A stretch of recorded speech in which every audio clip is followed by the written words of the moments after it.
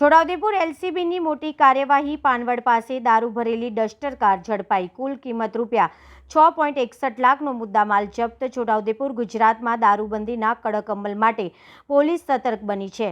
ત્યારે Chhota Udepur local crime branch એલસીબીએ Panvad police station વિસ્તારના ટવા ગામેથી વિદેશી દારૂનો જથ્થો ઝડપી પાડવામાં મોટી સફળતા મેળવી છે. રેનોલ્ટ ડસ્ટર ગાડીમાં લઈ જવાતા દારૂ અને અન્ય ચીજવસ્તુઓ મળીને કુલ કિંમત ₹6,61,55નો મુદ્દામાલ કબજે કરવામાં આવ્યો છે. વડોદરા વિભાગના પોલીસ મહાનિરીક્ષક શ્રી સંદીપસિંઘ અને છોટાઉદેપુર પોલીસ અધિક્ષક શ્રી ઇમ્તિયાઝ શેખની સૂચના મુજબ પ્રોહિબિશનની પ્રવૃત્તિઓ ડામવા માટે એલસીબી ઇન્સ્પેક્ટર શ્રી એમ.એફ. ડામોરના માર્ગદર્શન હેઠળ પોલીસ ટીમે પેટ્રોલિંગમાં હતી. આ દરમિયાન બાતમીના આધારે સફેદ રંગની રેનોલ્ટ ડસ્ટર નંબર GJ16 BK 2496માં ગેરકાયદેસર રીતે દારૂનો જથ્થો લઈ જવામાં આવી રહ્યો છે. બાતમીના આધારે પોલીસે ટવા ગામે વોચ ગોઠવી શંકાસ્પદ ગાડીને કોર્ડન કરી અટકાવી હતી.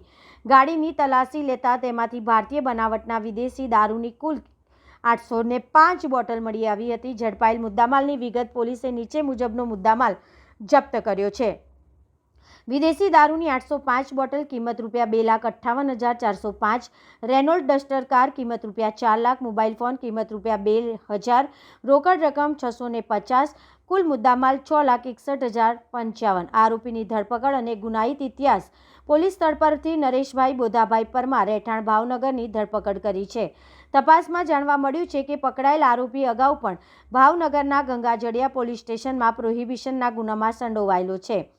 આ કેસમાં અન્ય 2 આરોપીઓ કુગરાસિંગ વીરસિંહભાઈ તોમર, રહેઠાણ મધ્યપ્રદેશ અને કિંજલભાઈ પ્રવીણભાઈ મકવાણા, રહેઠાણ ભાવનગરને પકડવાના બાકી છે.